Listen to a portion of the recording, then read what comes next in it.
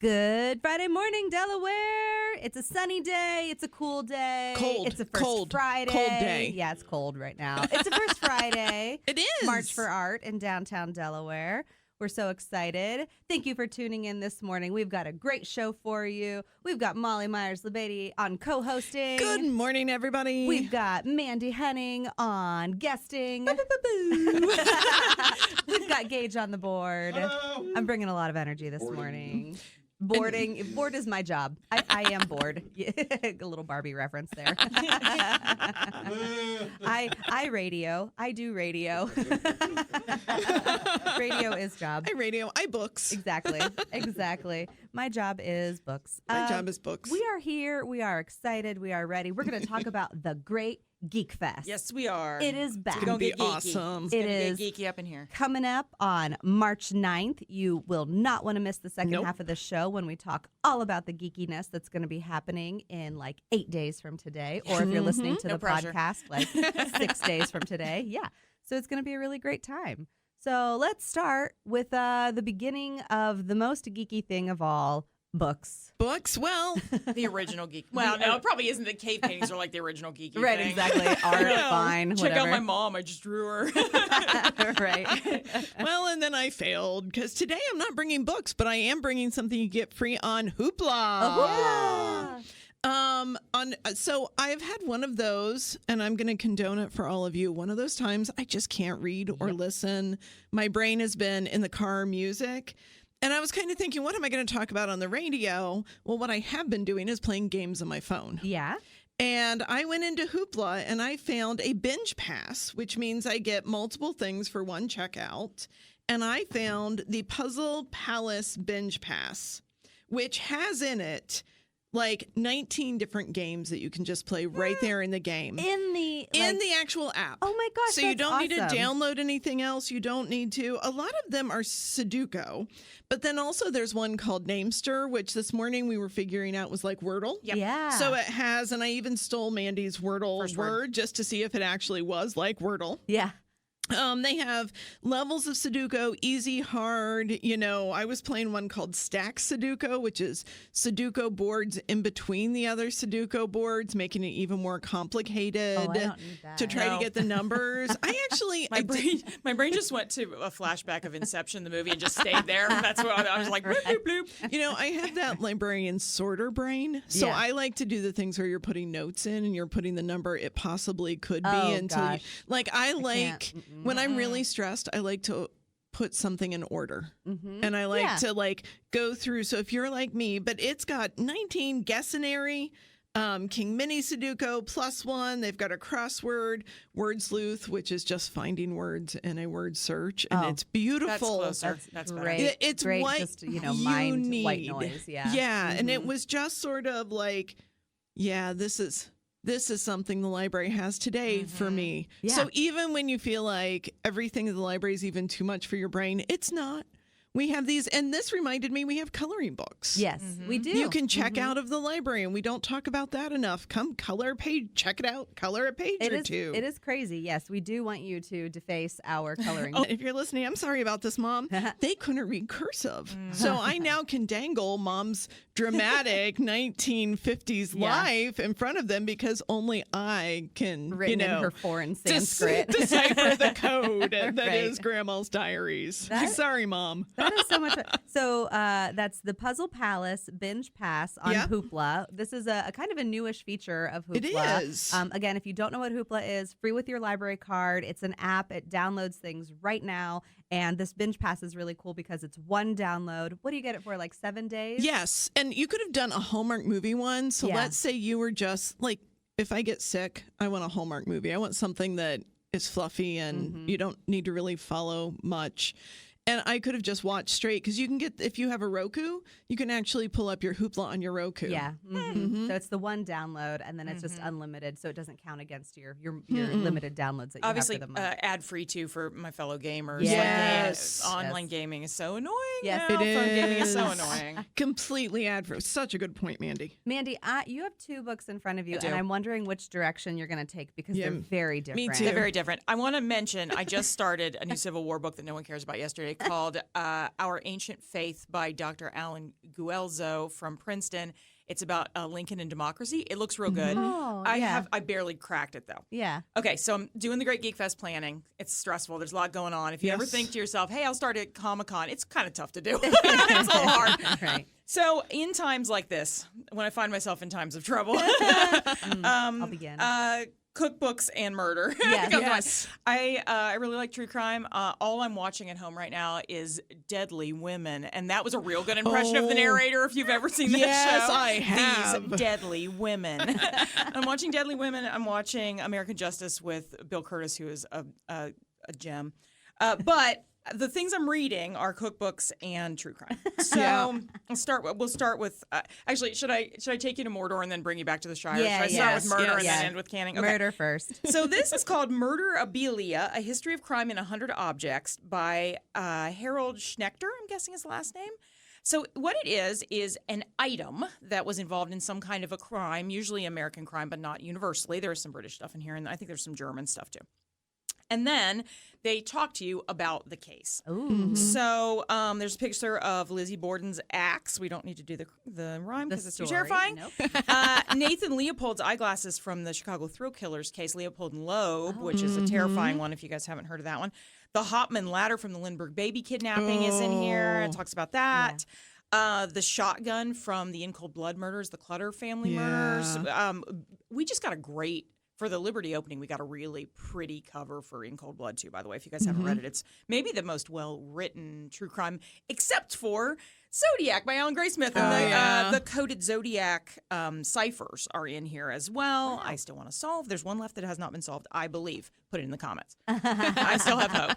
So if you like true crime, it starts out with some older cases, too, that I hadn't heard of. I'd heard of, like, the Bloody Benders of Kansas is in here, which is one that I had heard of. But there's some 1800s ones I hadn't necessarily heard of. And then it goes into current. Not current, but it goes into, like, 70s.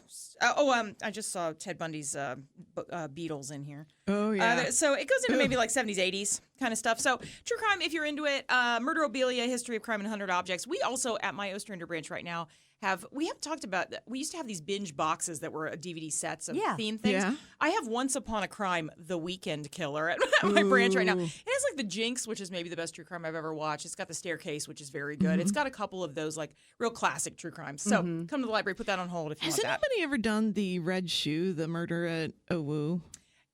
We were talking about that like a weekend ago. Which is why I'm looking at you. There's a podcast that Corey did, and I think it's mentioned in the Delaware Hauntings book. Yeah. Because he was the guy who wrote that was a Wesleyan security guard. Yeah. So I think it's in there. My aunt remembered she came from OU to Owu back then, and she knew people who had known her, but the murder happened right before she came. She was living in the same dorm, though, and like...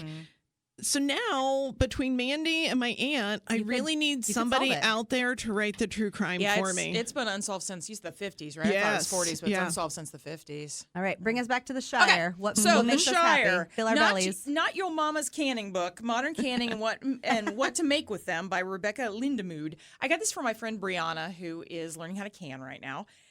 So when you learn how to can, I love canning. Canning's like my favorite thing to do. If you love canning, if you don't know how to can, this is maybe not the book to start with, because I would say this is kind of advanced canning, which is kind of what I told my friend Brianna when she was like, she got it, and I was like, cool book, but don't start with it. Start very specifically with Well Preserved by Eugenia Bone, which we do have at the library. She has a very good idea with canning where it's don't be paranoid, but don't be slipshod. Like go in the middle with safety, but you don't have to panic. If you've done all the ball canning stuff and you're kind of bored with recipes, because a lot of that is just pickles and that's it. This one has some kind of like cooler recipes. It's more updated stuff. So it starts with moonshine apple slices. Yes, I'm already in. But like masala jelly and peach habanero rum preserves, and there were two that I really wanted to do. Korean barbecue sauce. Yes. Korean barbecue sauce can sounded delightful. Oh, and maple bourbon pecan pie in a jar. Oh, I can just eat it out of the Yeah, you just I want eat that. it. Yeah. So, and the second half of the book is all how to use those canned items once you make them. Love that. Nice. That's So nice. a lot of times your pantry gets kind of full of. I've still got salsa verde from like 2 years ago Yeah. that I need to throw away because it's no longer good for canning. You can only go 18 months with the new jars, y'all. So new lids, not jars, can be whatever. But anyway, it is just kind of interesting recipes. Before this, I really liked the Better Homes and Gardens canning book for the same reason. They had like a honey Pilsner pickle that I still make. I really like. Yeah. But if you're looking for those interesting recipes, especially this is focusing like a lot of cookbooks are now on small batch canning, so you don't have to have a farm and like bushels. Yes. It's stuff you can buy in small amounts, and especially this time of year where nothing's really growing, it's stuff you can purchase and do little stuff. So That's You know, nice. when I Not was a your mom's little candy book. girl, I went to my grandmother's basement and I come running up the stairs and I looked at Grandma and I was like, Grandma, there's a secret room down there. And it is full of food. And it's where she had put all her canned canning stuff, items. yeah. It was the most magical secret room find full of of food. ever. And she was very appreciative I found all that food. That's very I wish nice. I had a canning pantry. That's Yeah. the only thing. I don't have we have a crawl space, but not a basement, so I don't have like a canning room. Well, this is really exciting. I want to sample some of your canning because Yes. I'm never going to I'll can just bring it myself. in. It's yes, fine. thank you. I am happy to eat, but I hate creating the food to eat. So eating is a source of life. That's about how I feel about it. So we are going to take a break. We are going to come back because we need lots of time to talk about all the things happening in Great Geek Fest on Saturday, March 9th with Mandy Henning. So stay tuned. And you're listening to Off the Shelf on My 96.7. Indeed, you are. Thank you, Gage. We are so excited to be here to talk about the 2024 So excited. Great Geek Fest. It is with the founder, the idea Yes. originator, I don't know if that's too much. Miss Mandy Henning. You might have seen her at the Ostrander Branch. You might have seen her at the Powell Branch. You might have seen her at the Delaware Branch. I've worked everywhere, I've worked everywhere, but I've lived everywhere, but Orange and Liberty. But Orange and Liberty, Yeah. Yeah. So you're conquering the Around. system. Yeah, it's fine. I've been traveling. I've been everywhere. Yeah. man. All right. So Geek Fest. What Yes. is it? Give a layman's term Okay. explanation for the people who have stumbled upon our show today and have no idea what we're talking about. So Geekfest is a Comic-Con. What a Comic-Con is, I've always said it's a celebration of all things nerdy, geeky, pop culture-y. Yeah. So it doesn't have to be comics. It can be movies. It can be comics. It can be TV shows. It can be characters. It can be tabletop gaming. It can be video games. It can be anything that you are nerdy about and geeky about. The Yeah. pop culture is really like the biggest thing Yeah. that plays into Yeah, it. yeah, like, yeah. I mean, history can play into it too, but like, I almost Yeah. cosplayed Teddy Roosevelt this Yeah. year, but then I couldn't afford the jacket because it was very expensive. I really wanted to be Teddy. and it's kind of like if the historical figure has made their way into popular culture, Yes. then that is what makes it part of like the Comic-Con. So there are Comic-Cons, comic conventions that happen all over the United States. San Diego, there's Wizard World, there's a whole bunch New York of other Comic-Con's ones. a New big York. one. Yeah, and so this is like the Delaware County District Library's localized version of that. And what makes it super special, Mandy, is that it's for who? Everybody. And costs how much? Nothing. It's the best. Free. We're still waiting for that air horn effect. Yeah, change. I'm all about the air horn today. Sorry, people's ears. Yeah. So it's free. It's for all ages. It's gonna be appropriate. It's gonna have lots of fun. So let's dive right into the schedule. 'Kay. Saturday, March 9th. Yes. Great Geek Fest. We open at 10 a.m. Yes. And what's coming out the bat? Right out the bat, we are going to have Meet Percy, the unicorn, Yes. our library mascot. What is also happening right off the bat is you can sign up for D&D, which is Dungeons and Dragons, which is tabletop Yes. gaming Yep. all day. We've talked about that. Yes. As soon as we get to 10:30, I'm so excited about this. We are having Magic Duel with Magic Nate and Erica Carlson, two of the biggest kids performers. I cannot ever. wait for this one. Oh, I love Magic Nate so much. We've had Erica Carlson on our show before. She brings Sedgy the Hedgehog, Yes. and he is adorable and wonderful. She's done magic. She's blown Gage's mind. She's blown my mind. She does such a good job. But we haven't had Nate on our program. That's because he's before. silent. Because yes, he does not speak. He does a mime-ish type of without the face paint. I and the, have you seen know. him produce an entire bottle of wine out of the air, and that is the single greatest magic trick I have ever seen. Wow. Next to Because it Jesus, is yeah. germane to my interests. Yeah, he and the Lord. He and the Lord have created that. So That's amazing. they just started this insane collaboration this year. I remember when they announced it, it dropped, and I was like, it's Magic Nate, Erica Carlson are doing a thing. So parents, you're going to love it too. Bring the kids. Yeah. Magic Nate and Erica Carlson doing the Magic Duel. The minute our doors open too, we have vendors all day. Yes. Yeah. So if you go into where our programming room normally is, we're going to have geeky vendors with all kinds of nerdy, like you can buy comics and art and toys. And there's always Books, books. Yeah. There, local authors sometimes do the thing. So there are a ton of vendors, and those are going to be all day. We also have a free giveaway table for anybody. The goal is that it is totally free. So Yes. vendors obviously charge a little bit. We will be having an outside vendor too. Chow Cafe is bringing their gelato carts. So Oh, I did not know this one. it's going to be on the sidewalk. Oh, getting you ready for Italy. My favorite flavor is probably birthday cake, but all of them are a delight. The sour cherry is really good. The Yeah. spa. But it's Strongitelle. Yes. That one. You got to get that one for your Italy trip. Like, shoot, I know. I The can't one say with the it. little chips of chocolate in it. That's good. Yeah. So that one's great. that'll be all day. Right after Magic Nate, we are doing a Bluey party. Yeah. Parents, get ready. Oh, that is going to be too cute. This is like one of the major things is that, we want to make sure that this is an accessible way to get Yes. into Comic-Cons, and it can feel very intimidating and unapproachable, but it's just kind of like, no, like come in and bring your littles and Yeah. they can see what's happening. And so at 11:30, we've got the Bluey party happening. So it's going to Yes. be over in the kids area. And what happens during a Bluey party? Well, it's going to be your classic games that you see classic. It's going yes, to be your games. classic Bluey Your games that we all classic Bluey played. games that you see on the show, like Keepy Uppy. So maybe like keep the balloons off the floor, and just different things like that. It's going to be just a whole lot of fun games. So bring your kiddos all day long.